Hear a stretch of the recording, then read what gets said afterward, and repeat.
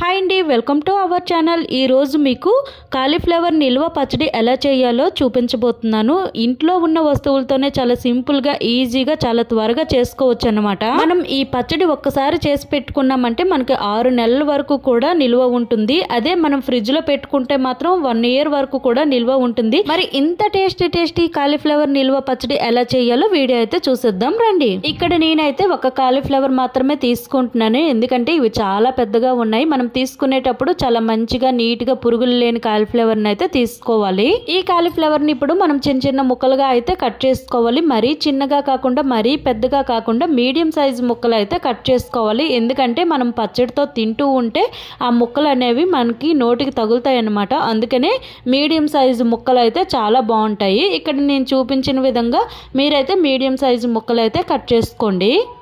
ఇక్కడ మనకి కాలీఫ్లవర్ అంతా కలిపి ఇన్ని ముక్కలు అయ్యాయి కదా, ఈ సైజు ముక్కలు అయితే మనకు సరిపోతుంది. ఇప్పుడు ఈ ముక్కలను పక్కన పెట్టి స్టవ్ పైన ఒక బౌల్ పెట్టి అందులో కొన్ని వాటర్ వేసుకొని కొంచెం సాల్ట్ అలానే కొంచెం పసుపు వేసుకొని ఈ వాటర్ ని అయితే బాగా తెరలనివ్వాలి. ఇక్కడ మనకి వాటర్ అయితే తెరలుతున్నాయి కదా, ఇప్పుడు స్టవ్ బంద్ చేసి ఈ వాటర్ ని తీసుకొని మనం ముందుగా కట్ చేసుకున్న ముక్కలు ఉంటాయి కదా కాలీఫ్లవర్ ముక్కలు, ఆ ముక్కలు అయితే ఇందులో వేసుకోవాలి. ఇలా వేడి నీటిలో వేయడం వలన ఇందులో చిన్న చిన్న క్రిములున్నా లేదంటే చిన్న చిన్న పురుగులున్నా సరే చచ్చిపోతాయి అన్నమాట. అందుకనే ఇలా కలుపుకుంటారు. కాలీఫ్లవర్ ముక్కలు అనేది వేడి నీటిలో ఎక్కువ టైం అయితే ఉంచకూడదు. జస్ట్ ఇలా వేసి ఒకసారి కలుపుకున్న తర్వాత చిల్లుల బౌల్లోకి అయితే తీసుకోవాలి. ఈ ముక్క అనేది అస్సలు ఉడకకూడదు అన్నమాట.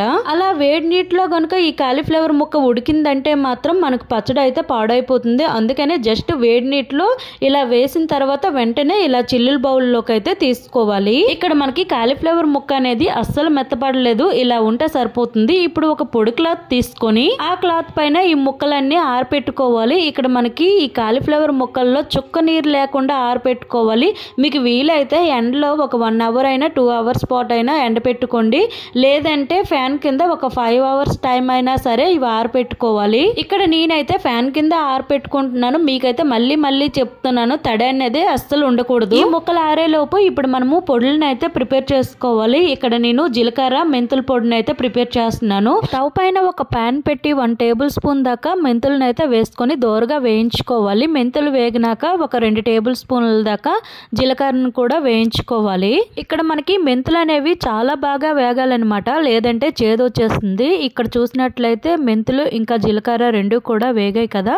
ఇప్పుడు ఏం చేయాలంటే చల్లగైనాక వీటిని రెండింటిని ఒక మిక్సీ జార్ లో తీసుకొని పొడిలా అయితే ప్రిపేర్ చేసుకోవాలి. ఇప్పుడు ఈ జీలకర్ర మెంతుల పొడిని ఒక ప్లేట్ లోకి తీసుకొని అదే మిక్సీ జార్ లో ఆవాల పొడిని అయితే ప్రిపేర్ చేసుకోవాలి. ఈ ఆవాలు అనేవి వేయించిన అవసరం లేదు, వేయించకుండానే మెత్తని పొడిలా ప్రిపేర్ చేసుకుంటే సరిపోతుంది. ఇక్కడ మనకి కాలీఫ్లవర్ ముక్కలు అనేవి చుక్క నీరు లేకుండా చక్కగా ఆరిపోయేవి అనమాట. ఇప్పుడు ఏం చేయాలంటే ఒక గ్లాస్ తీసుకొని ఆ గ్లాస్ కొలతతో ఈ ముక్కలను అయితే కొలుచుకోవాలి. ఈ గ్లాస్ తో నాకైతే 3 గ్లాసుల ముక్కలు అయ్యాయి. ఫస్ట్ 2 గ్లాసులతో నేను నిండుగా కొలిచాను కాబట్టి 3వ గ్లాస్ కి హాఫే వచ్చింది కదా. ఇప్పుడు ఏం చేయాలంటే ఆ నిండుగా కాకుండా మనం నార్మల్ గా కొలుచుకుంటే 3 గ్లాసుల ముక్కలు అయినట్లు. ఇప్పుడు అదే గ్లాస్ తో మనము 1/2 గ్లాస్ కారం తీసుకోవాలి. అలానే మనం ముందుగా ప్రిపేర్ చేసుకున్న జీలకర్ర మెంతుల పొడి అలానే ఆవాల పొడి సాల్ట్ ఈ 3 కూడా గ్లాస్ నిండుగా వచ్చేటట్లు చూసుకుంటే మనకు కరెక్ట్ గా ఈ 3 గ్లాసులు కాలీఫ్లవర్ ముక్కలకి 1 గ్లాస్ కొలతలతో ఈ పొడులు వేసుకుంటే కరెక్ట్ గా సరిపోతుంది అనమాట. ఇక్కడ నేను సాల్ట్ అయితే కొంచెం తగ్గించే వేసుకుంటున్నాను, ఎందుకంటే ఒకవేళ సాల్ట్ తక్కువ అయింది అనుకో మళ్ళీ కొంచెం ఒక 2 టేబుల్ స్పూన్లు వేసుకొని కలుపుకోవచ్చు. ఇప్పుడు ఈ ఐటమ్స్ అన్ని ఇందులో వేసి ముక్కలకు పట్టేటట్లు బాగా కలుపుకోవాలి. ఇలా కలుపుకున్న తర్వాత ఒక 1/2 టేబుల్ స్పూన్ దాకా పసుపు అలానే మీడియం సైజు నిమ్మకాయలని నేను ఇక్కడ 3 నిమ్మకాయలు తీసుకున్నాను. నాకైతే 3 నిమ్మకాయల రసం అయితే కరెక్ట్ గా సరిపోయింది. ఇలా నిమ్మరసాన్ని కూడా వేసుకున్న తర్వాత మరోసారి కలుపుకొని ఇప్పుడు మనం పోపుని అయితే ప్రిపేర్ చేసుకోవాలి. ఇక్కడ నేను పోపు కోసం అయితే 1 గ్లాస్ దాకా ఆయిల్ అయితే తీసుకున్నాను, ఎందుకంటే 3 గ్లాసుల ముక్కలకి 1 గ్లాస్ ఆయిల్ అయితే కరెక్ట్ గా సరిపోతుంది. ఇప్పుడు స్టవ్ పైన ఒక ప్యాన్ పెట్టి ఈ ఆయిల్ ను వేసుకున్న తర్వాత ఈ ఆయిల్ అనేది పొగలు వచ్చినంత వరకు కూడా వేడి చేసుకోవాలి. ఈ ఆయిల్ బాగా హీట్ ఎక్కిన తర్వాత ముందుగా పోపు దినుసులు వేసుకొని తర్వాత కొన్ని ఎండుమిర్చీలు అలానే కొంచెం అల్లం వెల్లుల్లి పేస్ట్ ను వేసుకొని స్టవ్ ను అయితే బంద్ చేసుకోవాలి. ఇప్పుడు ఈ పోపునంతటిని కూడా కలుపుకున్న తర్వాత ఈ ఆయిల్ అనేది చల్లగా అయిన తర్వాతనే ముక్కల్లో వేసుకోవాలి. కొంతమంది చేసిన తప్పు ఏంటంటే వేడి ఆయిల్ ఆ పోపు అంతా కూడా ముక్కల్లో వేసేస్తారనమాట. అలా వేసారంటే తింటే మాత్రం త్వరగా మనకి ఈ పచ్చడి అనేది జిడ్డు వాసన వచ్చేస్తుంది. అలా కాకుండా ఆయిల్ అంతా చల్లగా అయిన తర్వాత మాత్రమే వేసుకోవాలి. ఇక్కడ మనకి పోపు అంతా కూడా చల్లగా అయింది కదా, ఇప్పుడు ఏం చేయాలంటే ఆ ముక్కల్లో వేసుకొని ఈ పోపు అంతా కూడా ముక్కలకు పట్టేటట్లు బాగా కలుపుకోవాలి. పచ్చడి అనేది మనం వెంటనే తినే కంటే ఒక 3 days తర్వాత తింటే మాత్రం అప్పటికేంటంటే ముక్క అనేది బాగా ఊరుతుంది కదా, చాలా టేస్ట్గా ఉంటుంది. ఇప్పుడు ఒక బౌల్ తీసుకొని ఆ బౌల్లో ఈ పచ్చడిని అంతా కూడా వేసుకోవాలి. ఇక్కడ మనకి ఈ పచ్చడిలో అయితే ఇప్పుడైతే ఆయిల్ అస్సలు కనిపించదు. నెక్స్ట్ డే చూసినట్లయితే ఫుల్ ఆయిల్ కనిపిస్తుంది. ఎందుకంటే మనం పక్కా కొలతలతో వేసాం కాబట్టి ఆ ఆయిల్ అయితే కరెక్ట్గా సరిపోతుంది. ఇప్పుడు దీనిపైన మూత పెట్టి 1 day అంతా ఉంచిన తర్వాత నెక్స్ట్ డే మనం టేస్ట్ చేశాక సాల్ట్ కానీ ఏమైనా సరిపోకపోతే వేసుకోవచ్చు.